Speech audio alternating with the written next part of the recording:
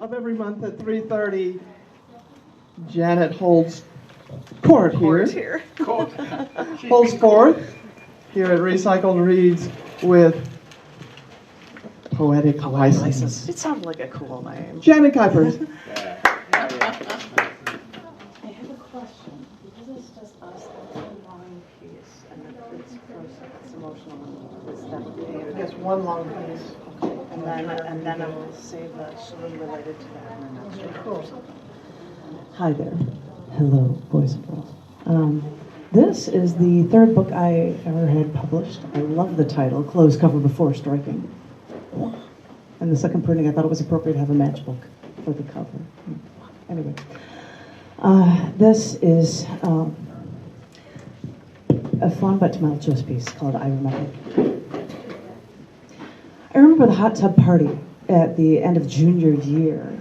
Remember that I begged you to take me because it was actually a dance thing and not just a casual party? And you said you already had a date, so you set me up with Reedy, and I just thought that this was just a friendship kind of setup, but oh, what a mess.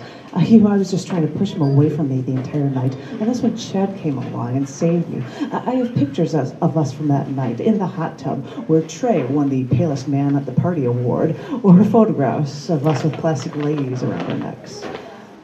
I remember when we went to the They Might Be Giants concert and managed to get them to be in the third row, and the two of us, along with four other people, were yelling requests at the band, like they weren't playing music.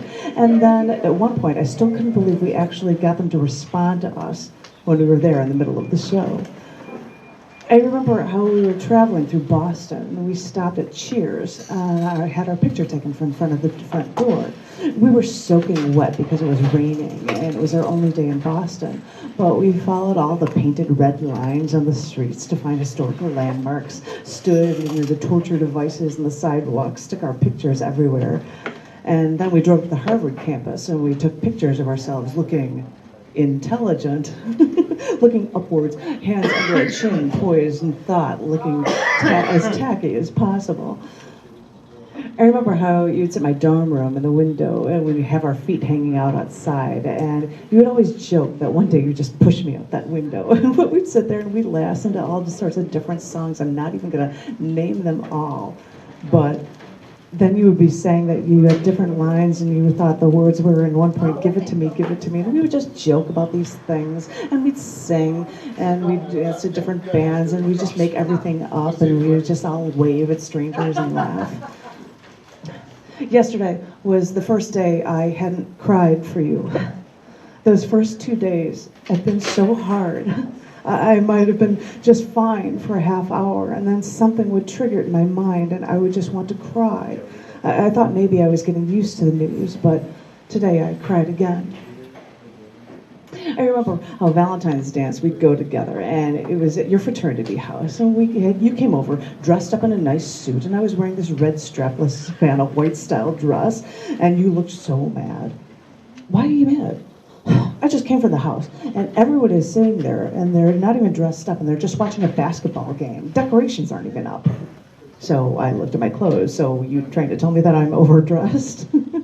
And so we decided to take pictures of us dressed up at the dance before, and then I changed into something else. And actually, we got to the back of the dress, and we were just making jokes because it ended up tearing, because we were just laughing our butts off at all these mistakes we were making just to go to a dance that wasn't even really happening. I remember how you'd come over to my dorm on Sunday nights, and we'd order pizza, usually Grog's, home of mold, I think, and we'd spend evenings there, and we'd play Stand by REM, and we'd dance dance like they do in the video, or we'd play Madonna Vogue, and you'd be all posing and doing crazy things. I remember how we met. I was sitting at the cafeteria with a bunch of other girls from my dorm, and you were friends with one of them. You came over right up to me, and you ended up right across from me, and the first thing you did when you looked at me right after Christmas break, I just got back from visiting my parents in Florida, and I had a tan, and the first words to me was, "Is that a real tan?" And I was so mad at you. I thought you were just a cocky jerk. Well, you could have gone to a tanning salon over vacation.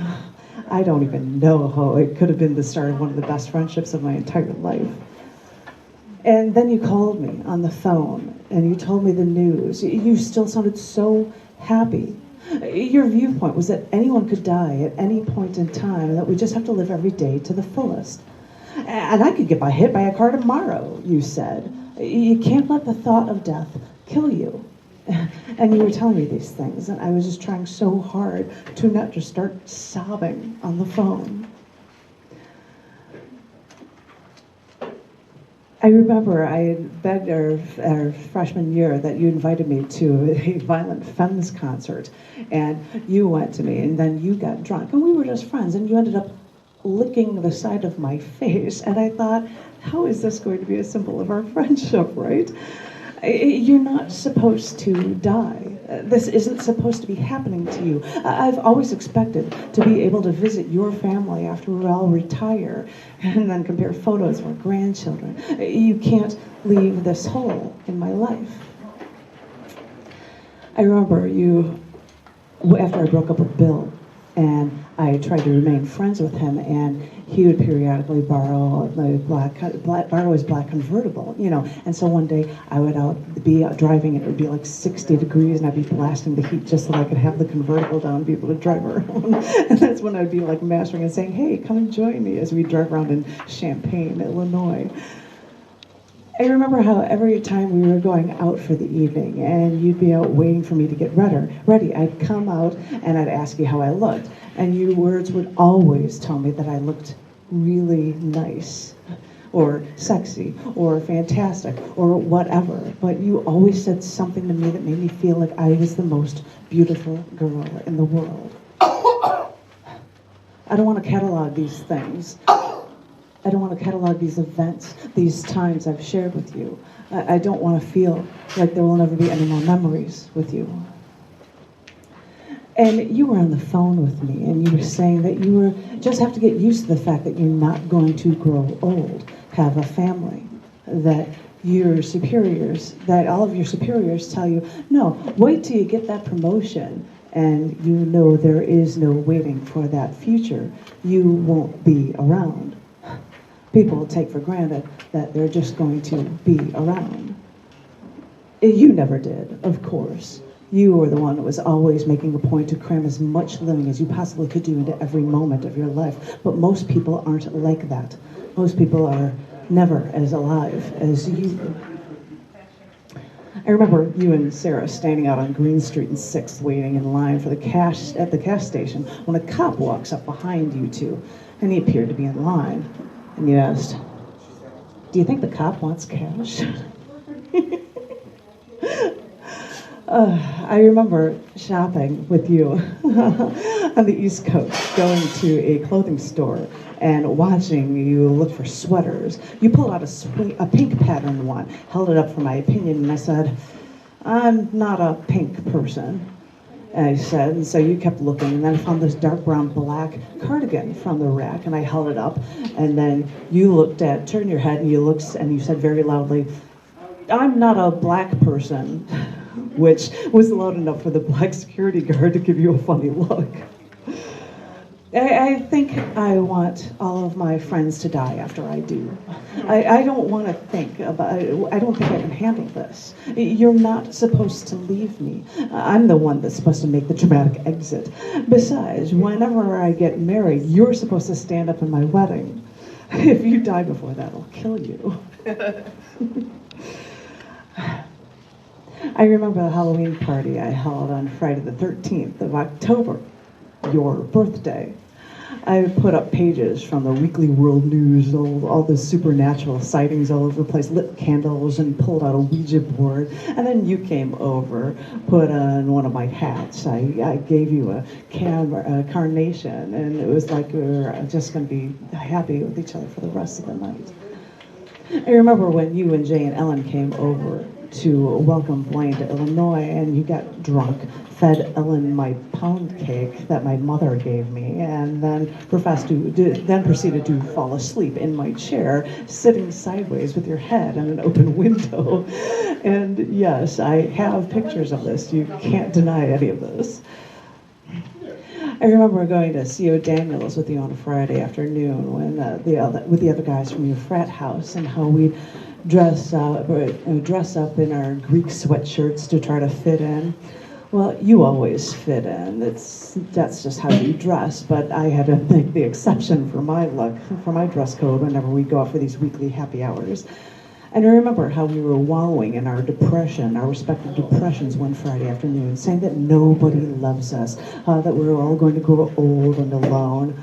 Well, the vision I had is that I would be an old lady living in an apartment with 40 cats, periodically taking up one of them and saying, "You love me, don't you?" Well, anyway, I remember you made a pact that day that if the two of us were still alone by the time we were 40, we'd get married. We made a pact. You can't back out on me now. And the third one, please. I shortened it for you. It was my best friend who had full-blown AIDS.